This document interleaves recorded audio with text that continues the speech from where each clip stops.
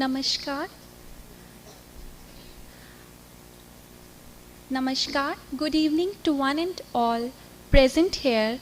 I, Anika Sood, on behalf of NIPER Hyderabad, would like to extend my warm greetings to our Honorable Minister Dr. Mansukh Mandaviya ji, Union Minister of Health and Family Welfare and Chemical and Fertilizers, Government of India.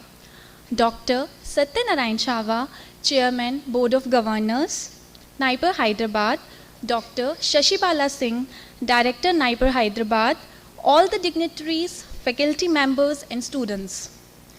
अब मैं आज के माननीय मुख्य अतिथि महोदय doctor Mansukh Mandaviya ji, chairman board of governors NIPER Hyderabad, मान्यवर doctor Satyanarayana Chava ji एवं आदरणीय निदेशिका महोदया डॉक्टर शशि बाला सिंह जी को मंच पर आमंत्रित करती हूँ।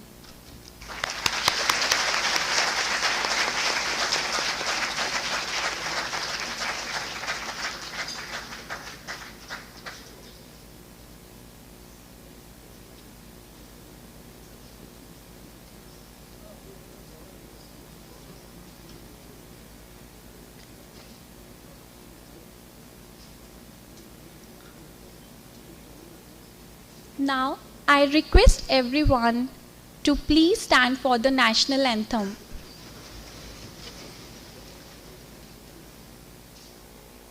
जन गण मन अधिनायक जय हे भारत भाग्य विधाता। पंजाब सिंध गुजरात मराठा द्राविड़ उत्कल बंगा, विंध्य हिमाचल यमुना गंगा उच्चल जलधि तरंगा।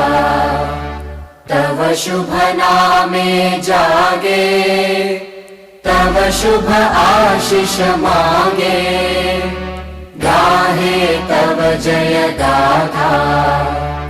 जन गण मंगलदायक जय हे भारत भाग्य विधाता। जय हे जय हे जय हे जय जय जय जय हे।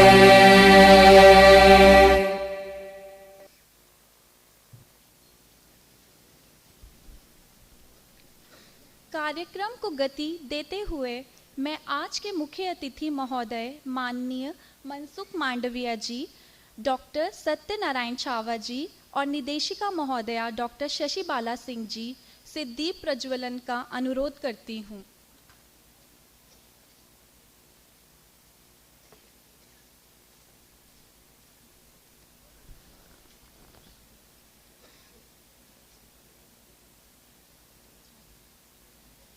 या कुन्देन्दु तुषार हार धवला,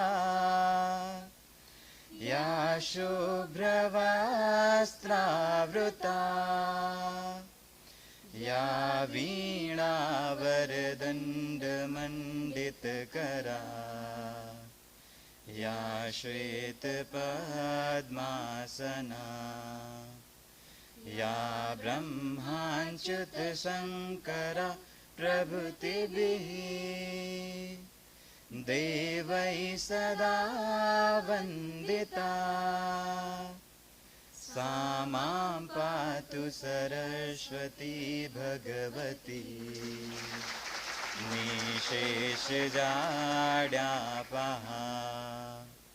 शुक्लां ब्रह्म विचार सार परमा, आद्यां जगद्व्यापिनीं, वीणा पुस्तकधारिणीम् अभयदां, जाड्यान्धकारापहा।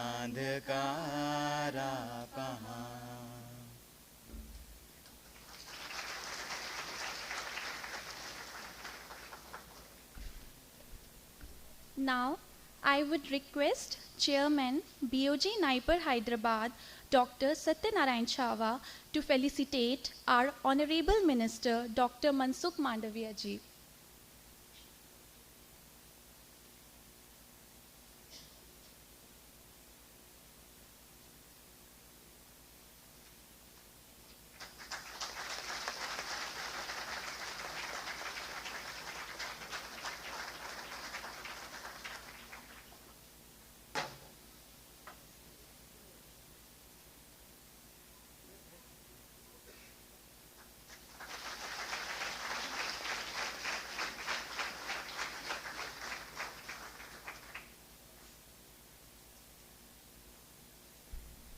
Now, I request Director Ma'am to felicitate Dr. Satyanarayan Chava, CEO, Laura Labs, Hyderabad.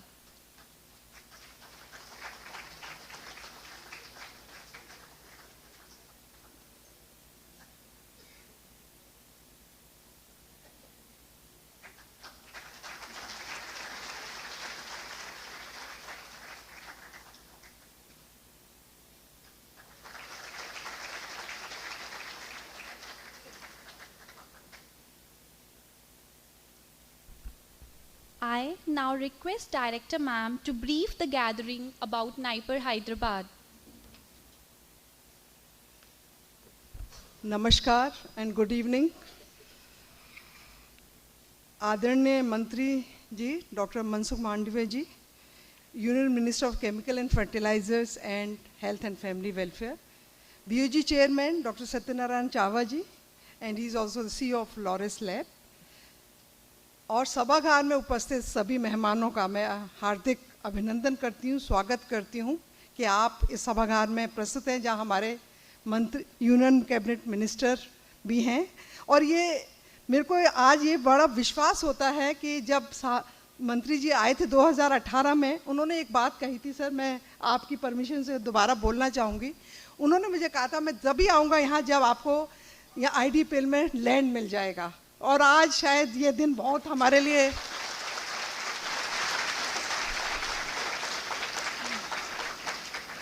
बहुत ही आज का दिन हमारे लिए बहुत अच्छा है।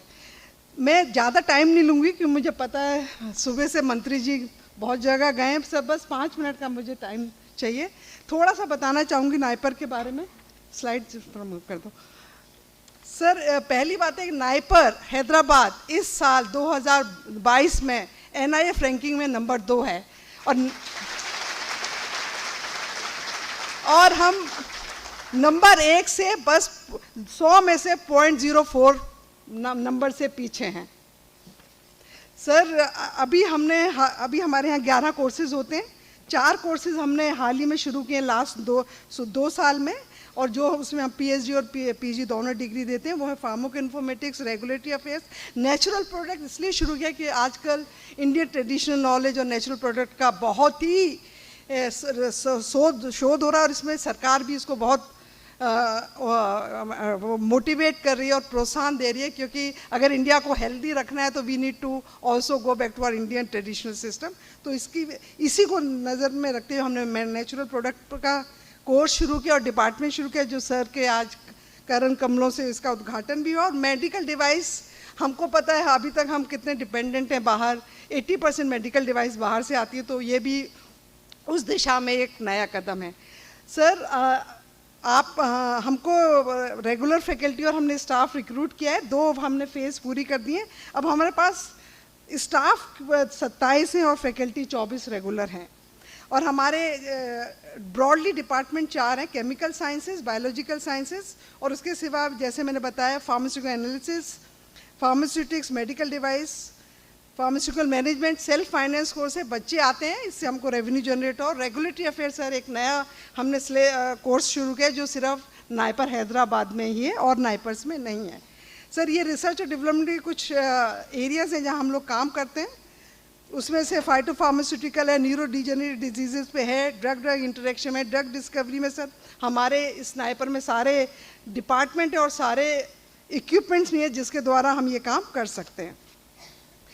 इस साल कुछ हमारी उपलब्धियां वो मैं बताना चाहूँगी। हमारे पास एक्स्ट्रा मिलर ग्रांट भी है, और हमारे पास सरकार की द्वारा RCMR, DST, DBT से 27 प्रोजेक्ट हैं, और हमारे पास कुछ इंडस्ट्री के साथ से भी प्रोजेक्ट हैं, और ये कुल टोटल अमाउंट जो है करीब 12 करोड़ का है। हमने 25 पेटेंट फाइल किए, 2 ग्रांटेड हैं, क्योंकि पेटेंट जो है हम वही फाइल करते हैं जिसमें कुछ कमर्शियल वाइबिलिटी होती है, और इसी को नज़र रखते हुए हमारे पास कुछ प्रोडक्ट्स हैं जो एडवांस टेक्नोलॉजी मैच्योरिटी लेवल पर हैं, और 2 प्रोडक्ट जो हैं उसको हम कमर्शलाइज कर देंगे नेक्स्ट 6 मंथ्स में सर। पब्लिकेशन इस साल की 125 है, अभी ये साल पूरा नहीं हुआ है और भी हो जाएंगी मुझे ऐसा लगता है। MOU हमने साइन किए। इंफ्रास्ट्रक्चर डेवलपमेंट एक बहुत इंपॉर्टेंट पिलर है अगर किसी संस्थान को आगे ले जाना है। इसके लिए मैं धन्यवाद देना चाहूँगी मंत्री जी का और अपने डिपार्टमेंट फार्मास्यूटिकल का। हमें ग्रांटेड एड मिलती है और कैपिटल में हमें 2 साल तक काफ़ी पैसा मिला है। जो भी सर आपने इक्विपमेंट्स देखे हैं ये हमने करीब पिछले 2 साल में ही खरीदे हैं। सर आविष्कारण जो एक हमारा एक बहुत अच्छा जो कंपोनेंट है नाइपर हैदराबाद का, ये काफ़ी अग्रसर है और जैसा कि बताया इसमें इनक्यूबेटर्स भी हैं और मुझे लगता है, आशा करती हूँ नेक्स्ट 1 साल में 1-2 स्टार्टअप बन के शायद वो सक्सेसफुल होके दे में बिकम एंटरप्रेन्योर एंड दे में commercialise their product. Sir NABL accredited lab जैसा आपने बताया था उसी हिसाब से हमने काम किया और आज आपने स्वयं इसको अपने हाथों से इसको इनॉग्रेट किया। और NABL में सर जैसा कि बताया हम करीब 2 लाख रुपया पर मंथ इसमें हमारा रेवेन्यू जनरेट होता है, पर ये कोई खास नहीं है क्योंकि जो इक्विपमेंट की कॉस्ट है उसके बाद रिटर्न ऑन इन्वेस्टमेंट बहुत कम है। हम सर इसको और आगे ले जाएंगे। मेडिकल डिवाइस सर ये नया डिपार्टमेंट है, इसमें हमारे पास अच्छे बच्चे हैं, 10 बच्चे हैं और दे आर वेरी ब्राइट और मैं भी आशा करती हूँ कि इसमें भी हम लोग देश को आत्मनिर्भर की तरफ हमारा भी कुछ योगदान रहेगा। बायोसेफ्टी लैब सर ये हमने इसलिए खोली है क्योंकि कोविड-19 हम सब ने विटनेस किया है, तो हमारे यहाँ भी कुछ फैकल्टी मेंबर हैं जो वायरस और बैक्टीरिया पे काम करते हैं, उनका हमने नियुक्ति करी थी लास्ट ईयर। तो ये बायोसेफ्टी लैब में ये लोग इस पे वायरस और बैक्टीरिया पे नॉन पैथोजेनिक पे BSL 2 पर काम कर रहे हैं और कुछ इनके पास रिसर्च प्रोजेक्ट भी हैं जो मैं आशा करती हूँ आगे वाले सालों में इससे कुछ निकलेगा।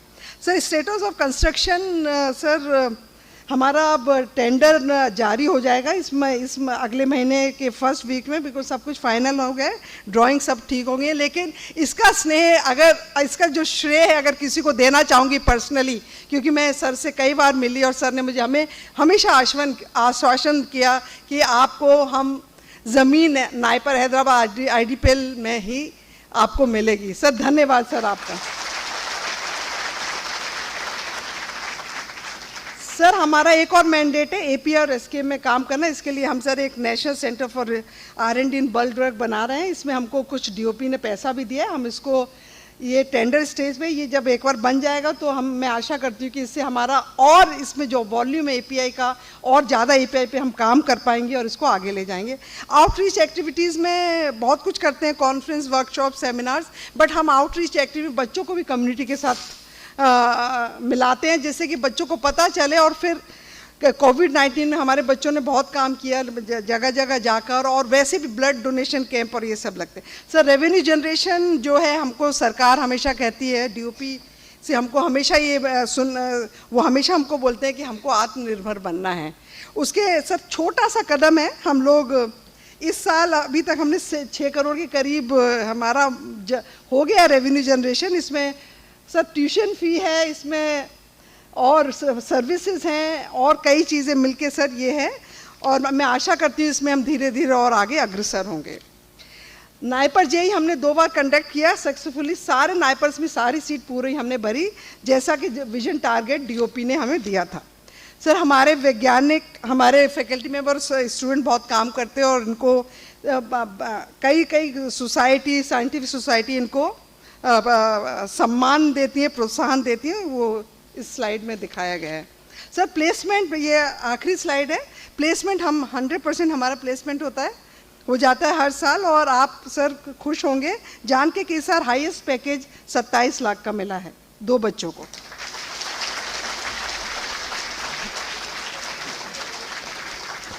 धन्यवाद, जय हिंद।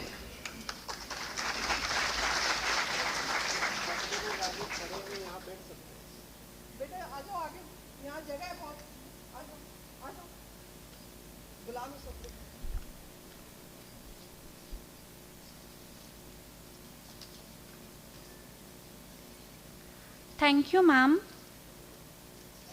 अब मैं माननीय मंत्री महोदय डॉक्टर मनसुख मांडविया जी से निवेदन करती हूँ कि वे नाइपर हैदराबाद के नए स्थायी परिसर के निर्माण की घोषणा करें।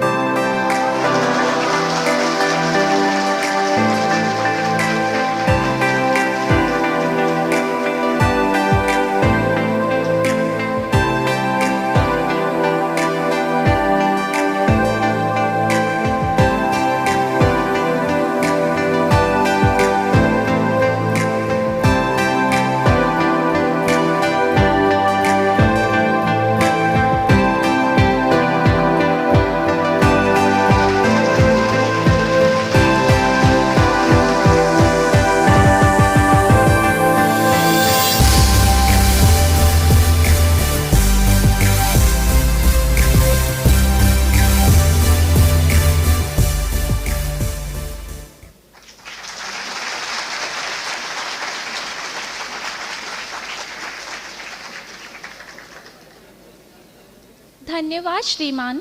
Now I would request our Honorable Minister Dr. Mansukh Mandviya ji to enlighten us with his wisdom.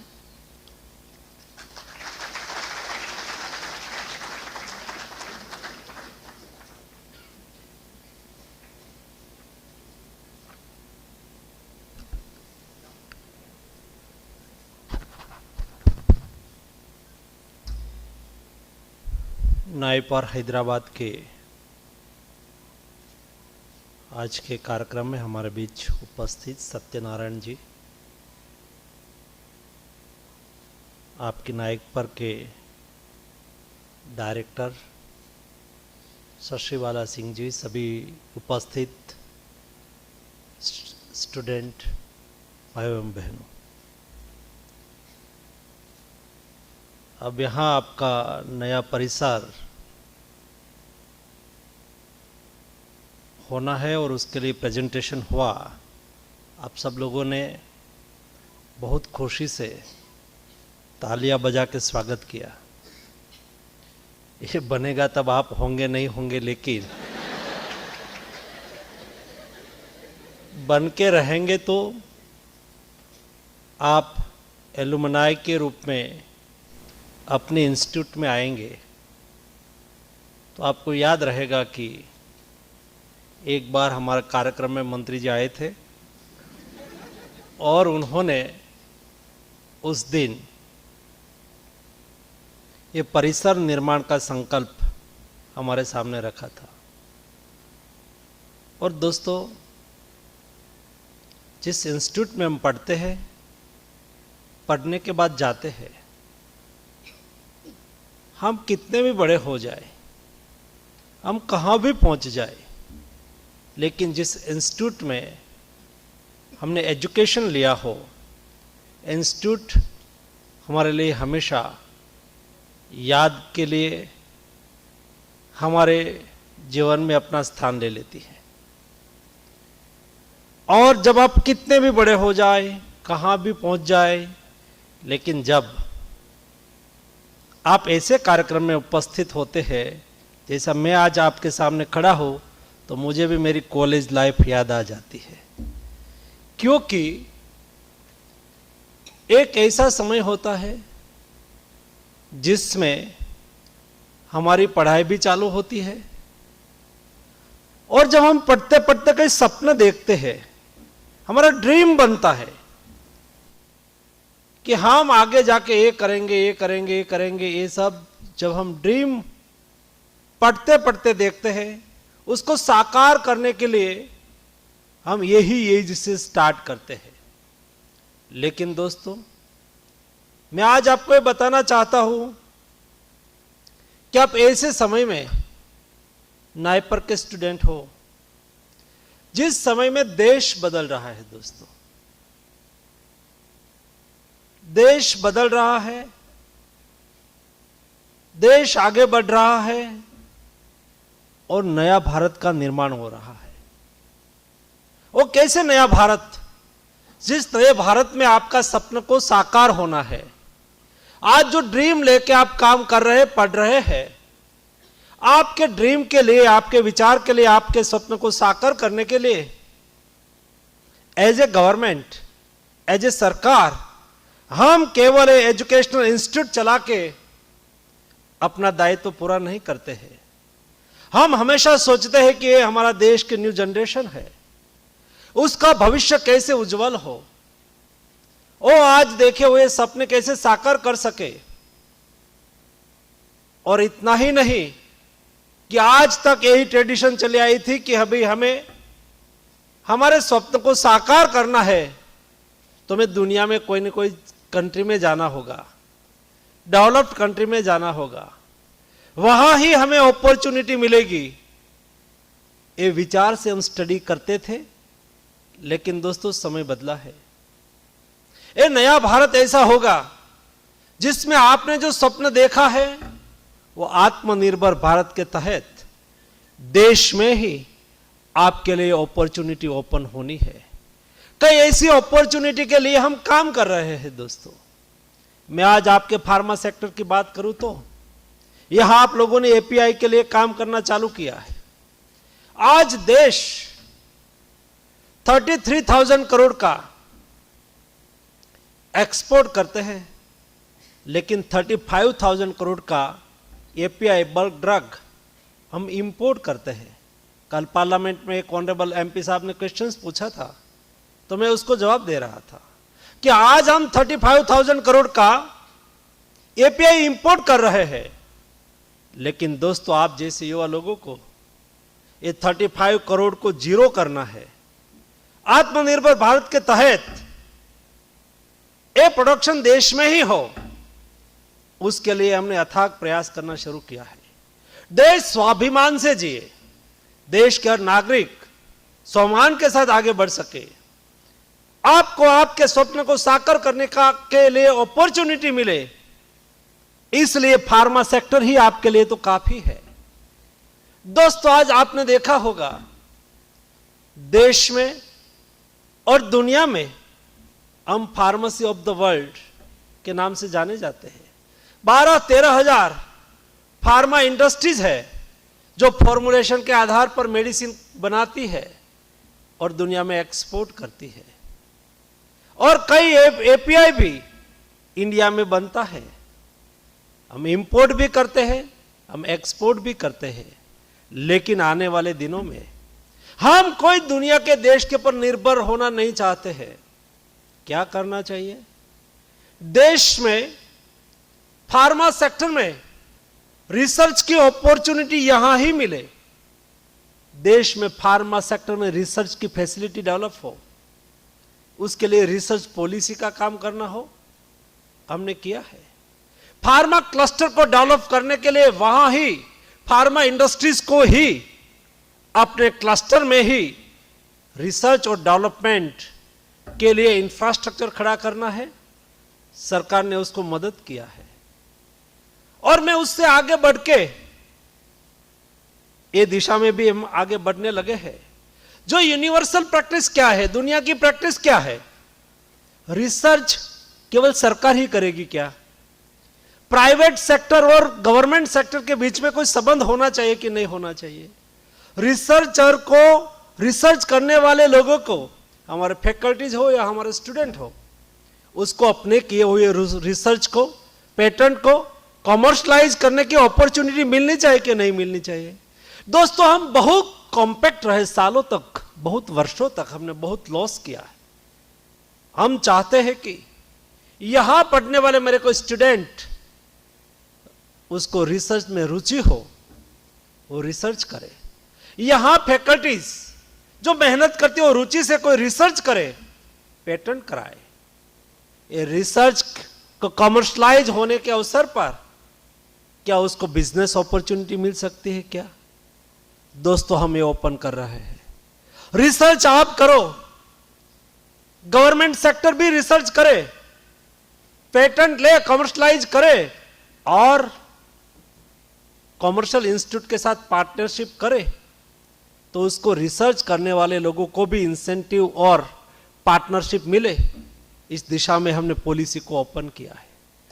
केवल रिसर्च, हमारी नाइपर इंस्टीट्यूट है, तो हम कोई प्राइवेट लोगों को यहां घुसने ही नहीं देंगे। जो हमारे बाहर नॉलेज है, ये नॉलेज को यहां आने ही नहीं देंगे। हमसे अच्छा नॉलेज बाहर है, तो क्या मेरे स्टूडेंट को नहीं मिलना चाहिए? मेरी फैकल्टीज को नहीं मिलना चाहिए? दोस्तों आज सुबह में मैंने वन हेल्थ, एक एनिमल रिसर्च इंस्टीट्यूट का, आईसीएमआर के इंस्टीट्यूट का इनॉग्रेशन किया।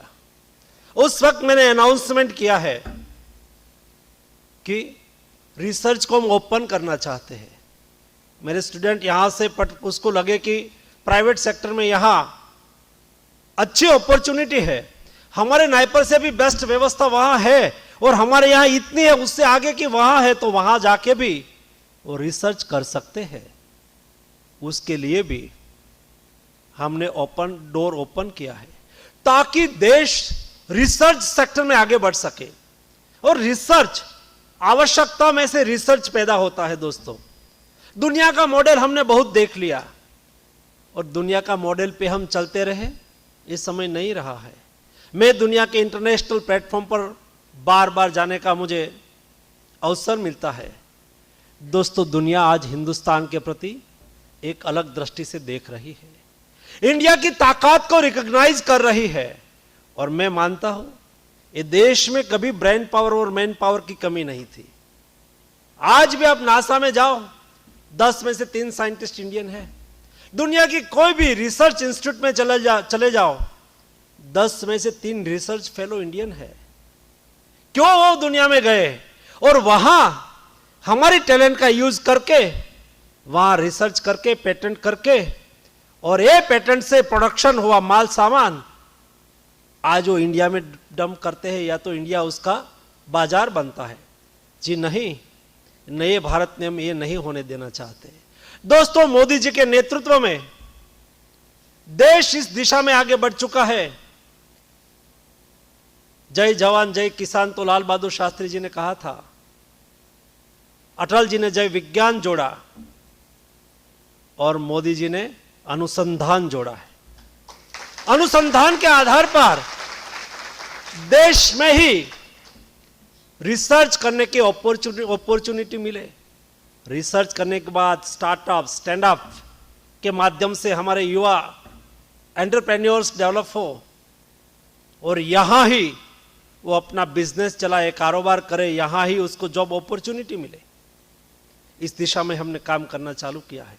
और दोस्तों, जब भरोसा करता है ना, जिस व्यक्ति में कुछ है, आपने पहचान लिया कि देश में कुछ है, हमारी गवर्नमेंट ने, मोदी जी ने पहचान लिया कि हमारी क्षमता है। लेकिन सवाल केवल इतना ही है कि हमें दुनिया के सामने देख के बैठना नहीं है। जो दुनिया के सामने देख के हम बैठे होते ना, तो देश में वैक्सीन का रिसर्च नहीं हुआ होता और कोविड में शायद क्या हमारी हालत हुई होती। मैं एक घटना का साक्षी हूं। जब देश में कोविड आया और देश के साइंटिस्ट कम्युनिटी के साथ प्रधानमंत्री जी की मीटिंग थी, मैं भी ये मीटिंग में था। और मोदी जी जब हमारे साइंटिस्ट के साथ बात करते थे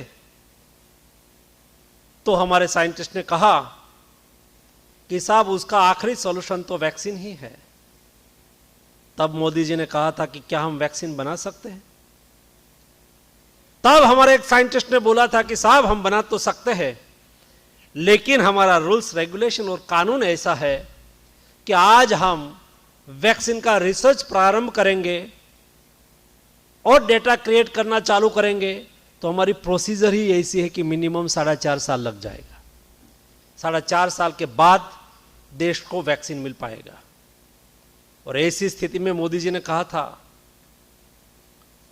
कि कानूनी तौर पर जो रिफॉर्म करने की आवश्यकता होगी हम करेंगे, आप आगे बढ़िए। और दोस्तों, हिंदुस्तान ने आगे बढ़ना शुरू किया, हमारे साइंटिस्ट लोगों ने आगे बढ़ना चालू किया। और मुझे बताते हुए खुशी हो रही है कि 20 दिसंबर 2020 में विश्व में पहला कोविड वैक्सीन का डोज लगा। उसके बराबर 29 डे के बाद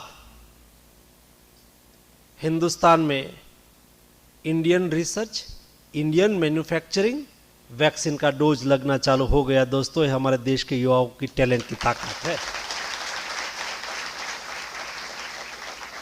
और तब जाके जब दुनिया की बड़ी बड़ी कंपनियां मेरे साथ मीटिंग करती थी कि हम आपको 2021 दिसंबर में वैक्सीन देंगे, आप हमारे साथ एग्रीमेंट करो, तो उस वक्त मैं बोलता था उसके साथ, क्योंकि यहां रिसर्च चल रहा था। उसको ऐसा था कि हिंदुस्तान के साइंटिस्ट लोग नहीं रिसर्च कर पाएंगे, और वो लोग कहते थे $30 का एक डोज, आपको कितना डोज चाहिए? अभी से हम देंगे 13 दिसंबर 2021, यानी कि आज से 1 साल पहले हम आपको वैक्सीन देंगे, आप हमारा से एमओयू करिए। तब मैं उसके साथ बात करता था, चलो देखते हैं, प्राइस थोड़ी सी कम करो, चलो हम देखते हैं, आपके साथ बात करते कितना डोज कितने समय में देंगे। और अंत में जब सितंबर में फॉरेन कंपनी के लोग मेरे साथ बैठे थे, तो मैंने कहा कि आपका $13 का डोज मुझे नहीं चाहिए, $3 का आपको चाहिए तो मैं देने के लिए तैयार हूं, मेरे पास एक्सेस है। ये दोस्तों आप जैसे युवा साइंटिस्ट लोगों की टैलेंट का परिणाम है। इतना ही नहीं, लेकिन दुनिया में आज जब आप लोग यहां से एजुकेशन लेके बाहर जाएंगे, तब आप दुनिया को कहेंगे, दुनिया आपकी डिमांड करेंगे कि आइए हमारे यहां, हमें आपकी जरूरत है। तब आप उसको कहेंगे कि हमारी अपॉर्चुनिटी इंडिया में है, हम दुनिया में नहीं जाना चाहते हैं। मुझे बहुत स्पष्ट दिखाई दे रहा है दोस्तों, भारतीय पासपोर्ट की शाख दुनिया में बड़ी है। भारतीय Indian scientist, Indian technologist, Indian pharmacist, दुनिया में उसकी शाख बड़ी है। Individual Indian countries as a country, जब विश्व में कोविड क्राइसिस चल रहा था, मैंने दुनिया को, जिसको हम डेवलप्ड कंट्री कहते हैं ना, और डेवलप्ड कंट्री की स्थिति मैंने देखी है, तब हमें अंदाज लगता है कि हमारी क्षमता क्या है और हम क्या कर सकते हैं। जब लॉकडाउन था, दुनिया में लॉकडाउन के खिलाफ एजिटेशन चल रहा था, और इंडिया में भी लॉकडाउन था, यहां एजिटेशन नहीं था। दुनिया में डॉक्टर ड्यूटी पर नहीं आते थे,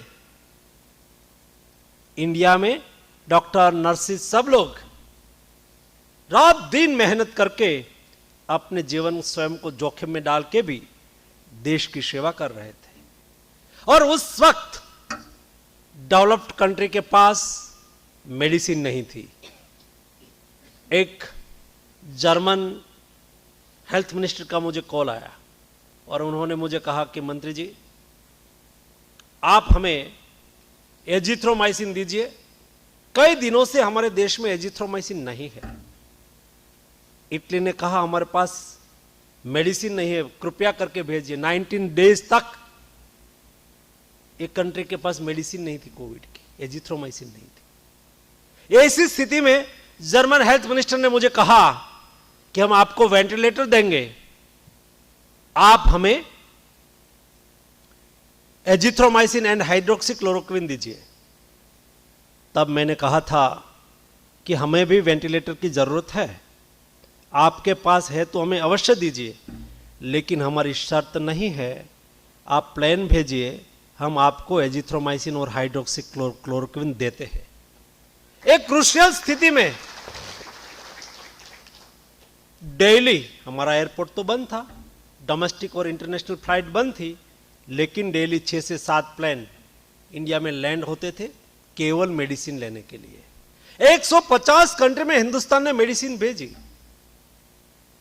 67 कंट्री से कंट्री हेड ने मोदी जी को कॉल करके, किसी ने ट्वीट करके थैंक यू इंडिया कहा। ये क्यों कहा? दोस्तों, हिंदुस्तान यहां हमारे लिए हेल्थ कॉमर्स नहीं है, हेल्थ बिजनेस नहीं है, हेल्थ हमारे लिए सेवा है। और ये वाक्य को चरितार्थ हमने करके दिखाया। हमने उस वक्त कई कंट्री से हमने भी पीपीई किट मंगाई थी, शुरुआत में हमारे पास नहीं बन रही थी, कई एडजेंट मंगवाए थे, लेकिन हमें वापस भेजना पड़ा, क्वालिटी ठीक नहीं थी इसलिए। लेकिन हमारी ये ताकत है, दुनिया आज हमारी सराहना कर रही है। महंगा है तो भी आज इंडिया से ही प्रोक्योर करना है, क्योंकि हम दोस्ती निभाने वाले लोग हैं। हम India is a responsible country. हमने कोविड क्राइसिस में एज ए रिस्पॉन्सिबल कंट्री के रूप में बिहेवियर किया। 150 कंट्री में हमने मेडिसिन सप्लाई किया, लेकिन प्राइस हाइक नहीं किया, प्राइस बढ़ाया नहीं। हम चाहते तो दुनिया को तो जरूरत थी, और हम जितना प्राइस कहे इतना प्राइस वो लेने वाले थे, लेकिन इंडिया ने प्राइस नहीं बढ़ाया। दूसरा, 150 कंट्री में से कोई भी कंट्री से शिकायत नहीं आई कि इंडिया की XYZ कंपनी ने हमारी कंट्री में पुरियस मेडिसिन सप्लाई की। ऐसा नहीं हुआ। उसका नतीजा यह निकला, कोविड क्राइसिस के बाद इंडिया की ताकत बढ़ गई। आज दुनिया इंडिया के साथ ट्रेड करने के लिए उत्सुक है और हमारा एक्सपोर्ट भी फार्मा सेक्टर में बढ़ा, हमारी कंपनियों की वर्थ भी, नेटवर्थ भी बढ़ा। और आने वाले दिनों में दोस्तों हम आत्मनिर्भर भारत के तहत एपीआई इंडस्ट्रीज को बढ़ावा देने के लिए आगे बढ़ रहे हैं, जो आपके लिए भविष्य के लिए अपॉर्चुनिटी है। एज ए एंटरप्रेन्योर्स बनना चाहे तो भी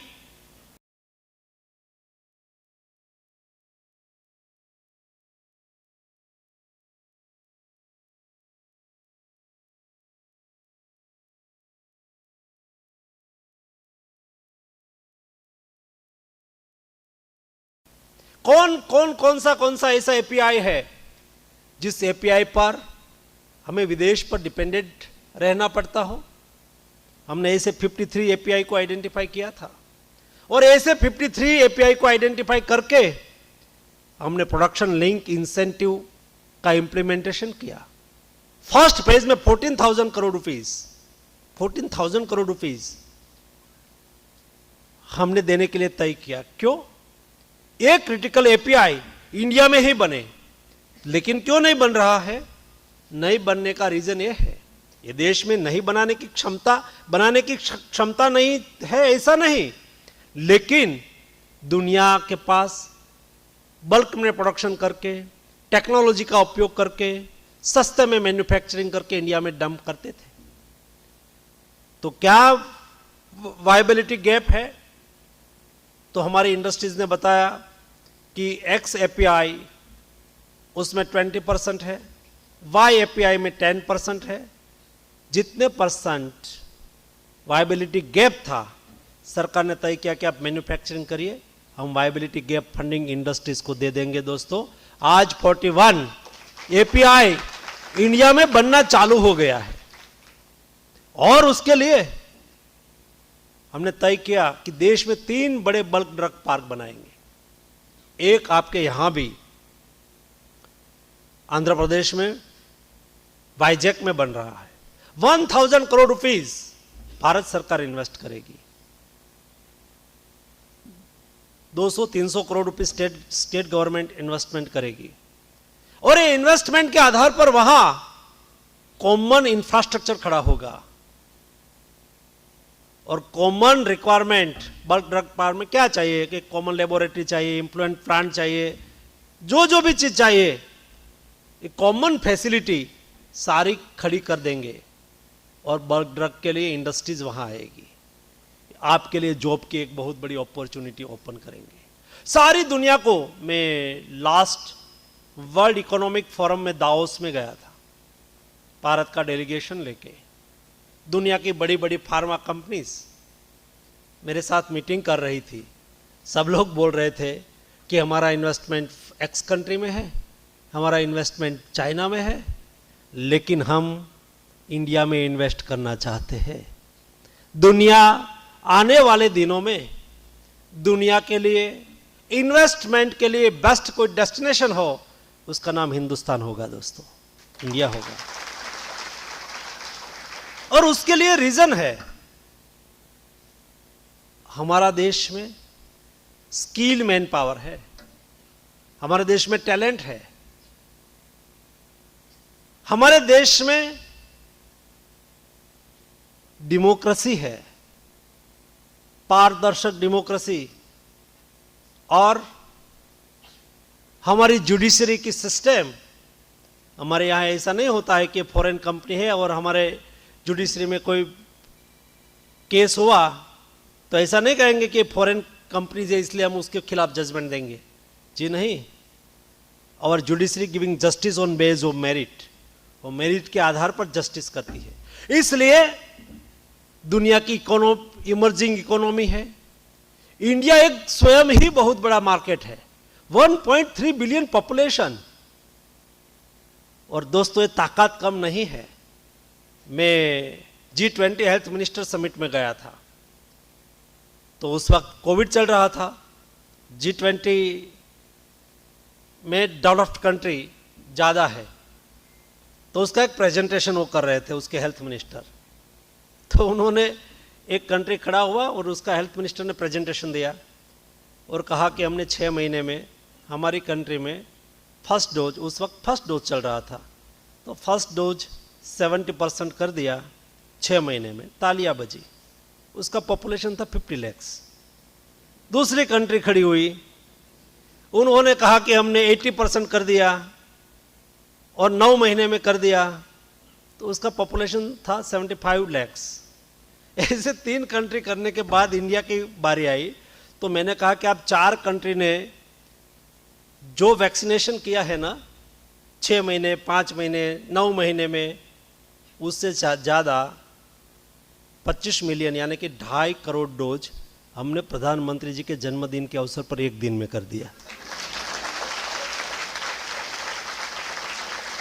उसके लिए आश्चर्य यह था, मेरा कहने के बाद हम लंच पर बैठे तो सभी हेल्थ मिनिस्टर मेरे से बात कर रहे थे, तो उसको ऐसा लगा कि मंत्री जी कोई एक फिगर बोल 2.5 होगा कि 25 मिलियन होगा। तो मैंने कहा not 2.5, 25 million dose administer single days. उसके लिए आश्चर्य था कि क्या यह हो सकता है, उसके लिए हो सकता है ऐसा क्वेश्चन था, हमारे लिए संभव था। आपने देखा होगा हमारी ताकत, इंडिया की ताकत, इतना वैक्सीनेशन ड्राइव चली। आज 250 करोड़ डोज एडमिनिस्टर हुआ। जिस दिन डेली 1 करोड़ से एबव डोज एडमिनिस्टर होते थे, उस दिन भी आप लोगों ने कभी ये मैसेज नहीं देखा होगा, पर डे 1.25 लाख सेशन लगते थे। 1.25 lakh session per day single day में लगते थे। 1 करोड़ से एबव 11 डेज ऐसे थे कि 1 करोड़ से एबव वैक्सीनेशन हुआ हो। लेकिन कभी आपने सुना कि हम वैक्सीनेशन सेंटर पर गए, वैक्सीन नहीं था तो हम वापस आए? आपने कभी ऐसा अनुभव हुआ कि हम वैक्सीनेशन सेंटर पर गए लेकिन वैक्सीन तो था, वैक्सीनेटर नहीं थे, तो वैक्सीन नहीं हो पाया? जी नहीं। आपने ऐसा भी कभी नहीं सुना होगा कि वैक्सीनेटर भी थे, वैक्सीन थे, लेकिन सिरिंज नहीं थी, इसलिए वैक्सीनेशन नहीं हो पाया? कभी नहीं सुना होगा। आपने यह भी नहीं सुना होगा कि भाई सिरिंज थी, वैक्सीनेटर थे, वैक्सीन थे, लेकिन निडल की कमी हो गई थी, इसलिए वैक्सीनेशन नहीं हो पाया। ऐसा कभी नहीं हुआ दोस्तों। इंडिया में टैलेंट के साथ बेस्ट मैनेजमेंट भी कर सकता है, और यही वर्ल्ड इकोनॉमिक फोरम में बिल गेट्स मुझे मिला। तो मिलने के बाद वो दुनिया का बहुत बड़ा आदमी है और हेल्थ सेक्टर में उसका सारी विश्व में उसका कंट्रीब्यूशन है।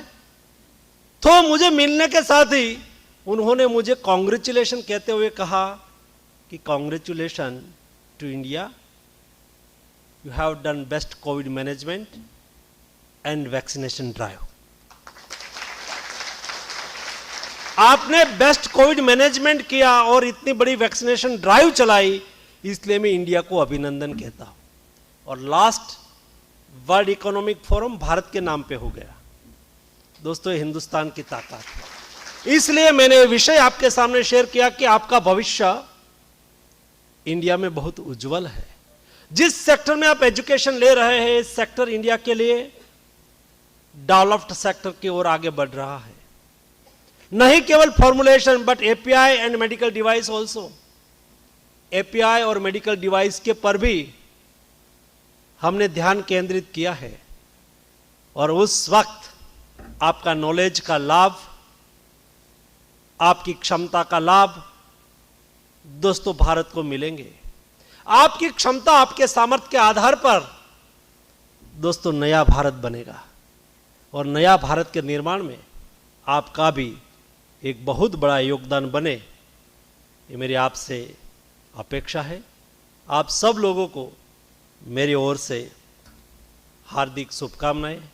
नाइपर हैदराबाद अपने NIF रैंकिंग में 2nd क्रम पर आई है।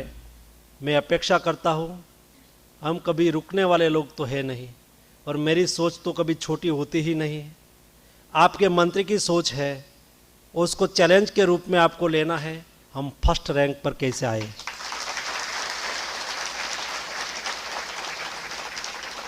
हमारे इंस्टीट्यूट को हम फर्स्ट रैंक के लेके जाए, और मैं ही मंत्री होते हुए ही आपको अभिनंदन करने के लिए यही ऑडिटोरियम में आके आपको अभिनंदन दूं, ये मेरी आपसे अपेक्षा है। आप सबको मेरी ओर से हार्दिक शुभकामनाएं। धन्यवाद।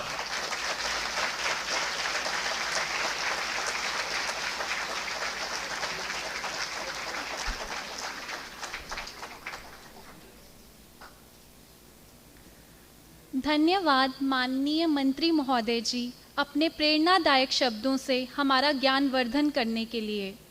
Now I would like to invite Professor Srinivas Nanduri upon dais to propose the vote of thanks.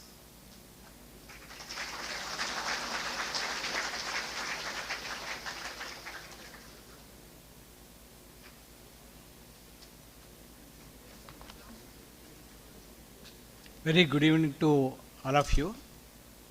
Honorable Union Minister for Chemicals and Fertilizers and Health and Family Welfare, Dr. Mansukh Mandaviya ji. Respected Dr. Satyanarayana Chava, Chairman, Board of Governors, NIPER Hyderabad, and also the CEO of Laurus Labs. Dr. Shashibala Singh, Director, NIPER Hyderabad, the dignitaries who have gathered here in the present, and also my dear colleagues and my dear students. I am deeply honored to propose vote of thanks on this auspicious occasion of the visit of Honorable Union Minister for Chemicals and Fertilizers and Health and Family Welfare, Dr. Mansukh Mandaviya ji, to our campus to announce the construction of regular campus of NIPER Hyderabad and also inauguration of our NABL and medical devices laboratories. Sir, we are very much thankful to you and Department of Pharmaceuticals for the kind support and valuable guidance you have been giving to us, which helped the institute to grow from strength to strength in the last several years. And now NIPER Hyderabad has been ranked second, so with all this support which you have been giving to us. And also we are very much thankful to you, sir, for announcing the initiation of the construction of regular campus of NIPER Hyderabad. And we are very sure that with your kind support, the new campus will emerge as one of the finest facilities of international standards for the students to pursue their higher education and research. It is actually very noteworthy to say 4 years back, the minister has come and he has announced that he will ensure that the land in this campus will be given. And actually now he has come again to initiate the construction of this regular campus. It is a very, very auspicious occasion, and I am very sure that soon we will have him here to inaugurate our campus also. And also, sir, in your previous visit, you have suggested us and guided us to accredit our analytical laboratory facilities for NABL, so that actually we can support a lot of MSMEs, small scale industries, and also Janaushadhi program, which is a flagship program of the Government of India. With the guidance which you have given, in the last 4 years we have worked, and we have actually, with the kind of support we have given, we have been very successfully able to establish this, and we are very thankful to you for inaugurating the same facility here, sir. Thank you very much for this. And so we look forward to having more and more of your guidance and the support, so that we can transform ourselves into a world-class institution. We are thankful to Dr. Satyanarayana Chava, so who is our chairman, Board of Governors of NIPER Hyderabad, and also for gracing this occasion. And also we are, sir, we are very thankful to you, because in your previous assignment as a member of Board of Governors, you have been guiding us, and also you have been instrumental in several of the initiatives which NIPER Hyderabad has taken, and for the kind of support which you have been giving to us, sir. Now, I'd like to thank our director, who is our constant guiding force for the growth of this institution, and who has been guiding us in every day, in every activity. And we thank all the dignitaries and media persons who have assembled here, and we thank all the faculty members, staff, and students who have been working tirelessly for the past few days to make this event a grand success. Thank you once again.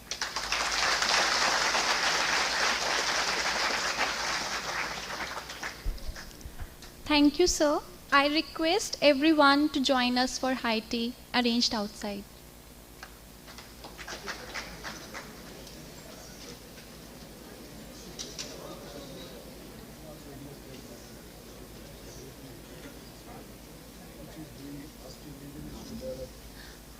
kindly, please seated let हाँ, the minister okay, kindly be seated.